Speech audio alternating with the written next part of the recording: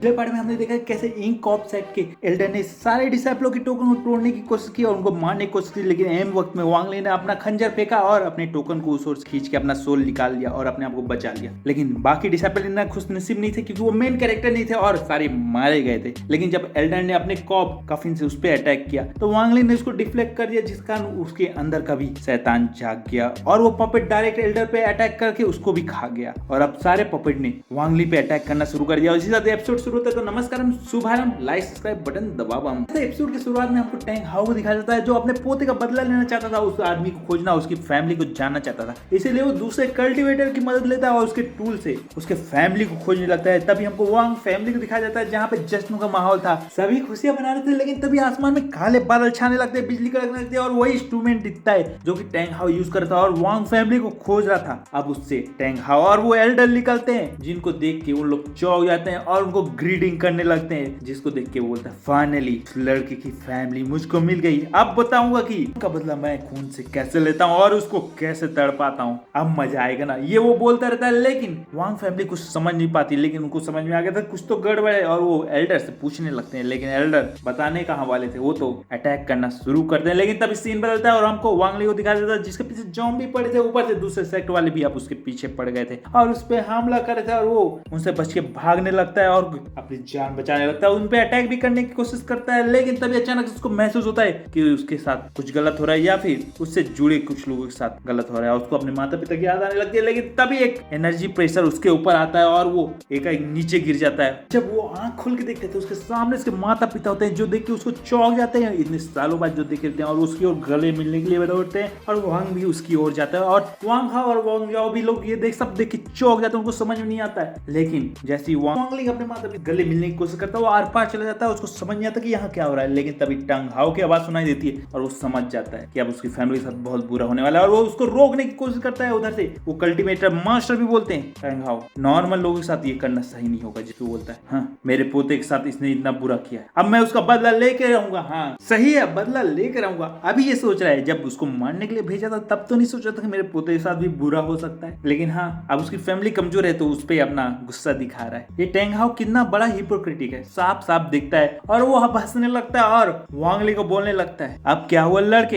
अब डर लग रहा है जैसे मेरे को लग रहा था और मैं तड़प था, और तेरे को तड़पाऊंगा और तेरे सामने तेरी वांग फैमिली को तबाह कर दूंगा और तेरे माता पिता और उन सब की सोल को कैप्चर कर दूंगा। ये बोल के वो अपनी पावर रिलीज करता है और चारों ओर मिस छाने लगता है, जिसको एक लड़की छूने करती है। लेकिन तभी वांग हाउ और जाओ दोनों मना कर देते हैं, बोलते कि उसको छूना मत वरना तुम्हारा नामो निशान मिट जाएगा। लेकिन इतने में ही एक मोटा बंदा छू लेता है और उसका सोल उस सोल कैप्चरिंग फ्लैग में चला जाता है, जिसको देख के हर कोई डरने लगता है और चिल्लाने लगता है। लेकिन टैंग हाउ किसी को नहीं छोड़ता है, चाहे बुढ़ा हो या बच्चा हो या फिर लेडीज हो, सबको एक एक करके मारने लगता है और उसके सामने हंसते हुए डेविल जैसे मुस्कुराने लगता है और बोलता है वांग ली जो करना है कर ले, लेकिन अब तेरी फैमिली को मैं छोड़ने वाला नहीं हूँ। उधर से वांग ली चिल्लाता है छोड़ दे, जिसपे वो बोलता है ना ना ना ना मैं नहीं छोड़ने वाला हूँ, फिक्र मत कर, एक एक करके इन सबको खत्म करने वाला हूँ और फिर तेरे माता पिता को भी मैं नहीं छोड़ने वाला हूँ। ये बोल के वो हंसने लगता है। वांग ली मजबूर हो जाता है, पूरा गुस्सा होने लगता है और जब सबको खत्म होते हुए देखता है तो अचानक से उसके अंदर से एक्सट्रीम इंग एनर्जी निकलने लगती है, जिसको देखे जो साथ में कल्टीवेशन मास्टर आते हैं वो चौंक जाते हैं। एक्सट्रीम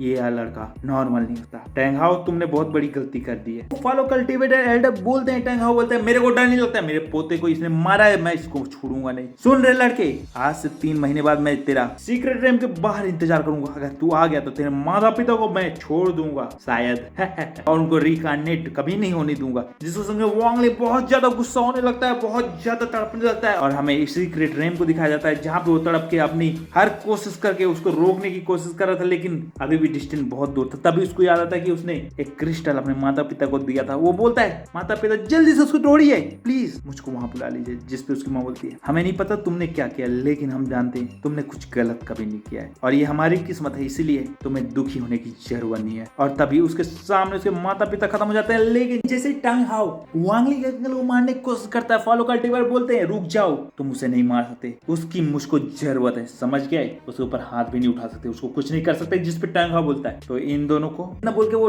टैंग हाउ और टैंग जाओ की ओर बढ़ता है। लेकिन फॉलो कल्टीवेटर एल्डर बोलते हैं मार दो, लेकिन जब उनके सेक्ट वाले पूछेंगे तो मेरे को सच सच बताना होगा कि तुमने इनको मारा है। तो सुनकर टैंग हाउ एकदम चिढ़ जाता है और तभी हमको वांग जाओ को और वांग हाउ को दिखाया जाता है, जहाँ पे वांग जाओ बोलता है वांग हाउ रुक जाओ, गुस्सा करने की कोई फायदा नहीं है, अभी हम कमजोर हैं। जब जब ताकतवर न हो जाए हम कुछ नहीं कर सकते, जैसे ही हम ताकतवर हो जाएंगे हम अपना बदला जरूर लेके रहेंगे। और तभी सीन बदलता है और हमको वांग ली को दिखाया जाता है, जहाँ पे ये सब देख के वो एकदम तड़प चुका रहता है और वो कुछ नहीं कर पाता है और रोने लगता है, अपने घुटनों में आ चुका रहता है। लेकिन तभी टैंग हाउस के सामने आ जाता है और बोलता है, सुन रहे लड़की, 3 महीने बाद मैं रेम के बाहर तेरा इंतजार करूंगा और अगर तू बाहर नहीं आया तो तेरी फैमिली की आत्मा को हमेशा के लिए तबाह कर दूंगा और उनको रिकार्नेट नहीं होने दूंगा। जिसको सुन के वो और ज्यादा गुस्सा होने लगता है। ये सब भी वो पास सीक्रेट रेम में डिसाइपल खड़े रहते हैं, वो सब सुनने लगते हैं जो वांग ली पे हमला करने आए थे। लेकिन वांग ली तो अब पूरी तरह से टूट चुका था और गुस्से में भरा हुआ था और उसकी एक्सट्रीम एनर्जी एकदम से रिलीज होने लगती है। उसके बाल सफेद होने लगते हैं, आसपास में सब जो भी खड़े थे वो जमने लगते हैं। उनको टाइम ही नहीं मिलता कि वहां से बच के भाग सके। वो सारे बर्फ बन के टूट जाते हैं और वांग ली अब खड़े होके आगे बढ़ते जाता है और जैसे जैसे कदम बढ़ाता है पूरे जंगल में बर्फ जमते जाता है और जो सामने आता जाता है वो खत्म होते जाता है। क्या था, जितने भी डिसाइपल उसके रास्ते में आ रहे थे वो सब जमते जा रहे थे और वो घाटी के अंत तक पहुंच जाता है और एक ऊंची जगह में जाके खड़ा हो जाता है, उदास होकर टूट के घुटनों में आ जाता है। लेकिन तभी उसके अंदर से हेवनली पंप निकलता है और उसको ठीक करने लगता है और वहां से सीतू नान निकलते हैं। हाँ, वो अब नींद से जाग चुके थे और बोलते हैं, मैंने देखा कि तुम्हारी फैमिली के साथ क्या हुआ है और मैं ये भी नहीं बोल सकता कि बहुत बुरा हुआ है क्योंकि तुम्हारे दुख को कोई और नहीं समझता। बोलता है, मैं इतना कमजोर क्यों हूँ? अगर मैं कमजोर नहीं होता तो मेरा सेट तबाह नहीं होता, उसके बाद मेरी फैमिली को भी वो टांग हाउ नहीं मारता। आखिर कमजोरों के साथ ही ऐसा क्यों होता है? जिसपे वो बोलते हैं क्योंकि इस दुनिया में हमेशा कमजोरों को पहले भी दबाया गया था, अभी भी दबाया जाएगा और भविष्य में भी ऐसा ही होता रहेगा। इसीलिए तुम्हें स्ट्रॉन्ग बनना होगा। लेकिन तुम्हारे लिए एक बुरी खबर है कि तुमने एक्सट्रीम यंग कंडीशन को ब्रेक थ्रू कर दिया है, जिसके कारण अब तुम शायद ही अपनी कल्टीवेशन को आगे बढ़ा सकते हो क्योंकि ये कंडीशन ऐसी होती है कि ये सभी लोग एक्टिवेट नहीं कर पाते हैं, लेकिन जो कर पाते हैं उनकी कल्टीवेशन आगे प्रोग्रेस नहीं कर पाती। इसलिए तुम्हें किसी भी तरह अपने आप को एक्सट्रीम इन रेम से बाहर निकालना होगा, वरना ये तुम्हें ताकत तो दे दी है लेकिन आगे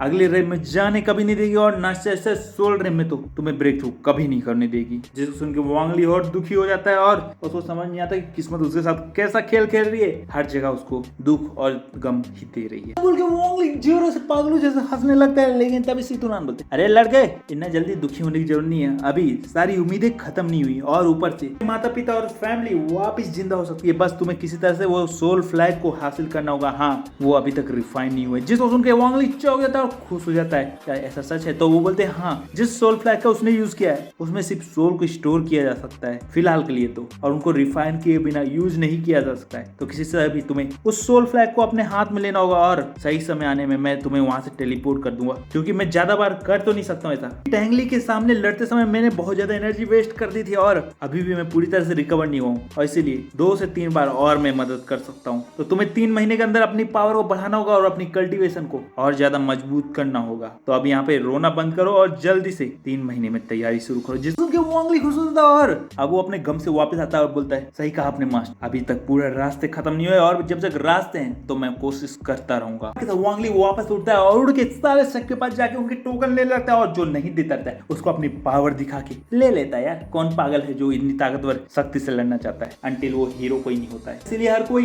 अपने सारे टोकन दे देता है। अब वांग ली के पास टोटल 6 टोकन हो गया था और 1 टोकन और बचा था, जिसके चक्कर में उसके सामने एक कल्टीवेटर मिलता है जिससे वो उस आखिरी टोकन के बारे में पूछता है। क्या था, वो टोकन के बारे में बता देता है। वांग ली वहां पर पहुंच जाता है और अपना टोकन मांग लेता है, जिसको वो फीमेल कल्टीवेटर वांग ली को देख के तुरंत दे देती है क्योंकि उसकी आंखों में गुस्सा दिखता रहता है और उसको पता रहता है कि ये अब किसी को नहीं छोड़ने वाला क्योंकि उसकी आंखों में सिर्फ खून ही खून रहता है। वांग ली सारे टोकन ले जाता है, उनको रिफाइन करने लगता है और उससे वेपन बनाने लगता है। जहाँ पे सीतू नान बताते हैं कि 1 महीने बाद सीक्रेट रेम का पोर्टल ओपन होने वाला है और हम सबको बाहर निकाल दिया जाएगा और वहाँ पे टैंग हाउ भी होगा और बहुत सारे शक्तिशाली लोग होंगे। तो तुम्हें सावधान रहने की जरूरत होगी क्योंकि अगर उनको हेवनली पाम के यानी मोती के बारे में पता चला तो फिर तो बहुत बुरा हो सकता है और इसलिए जल्दी से जल्दी सिर्फ तुम्हें वो फ्लैग लेना है और वहां से निकलना होगा। क्या वांग ली फाइनली वेपन बना लेता है और जैसे इसको पेड़ पे एक यूज करता है तो वो चारों ओर बर्फ जमाने लगता है, जिसको देख के वो चौंक जाता है कि इतना पावरफुल हो सकता है। लेकिन बाहर तो सारे एल्डर आ चुके रहते हैं और टैंग हाउ भी इंतजार करता था। वो एक सील बना के उस वैली को ब्लॉक कर देता है और बोलता है, वांग ली देखता हूँ मैं तुम इस बार कैसे भागते हो। लेकिन तभी हमको सीन दिखाया जाता है कि वांग ली तो उसके पीछे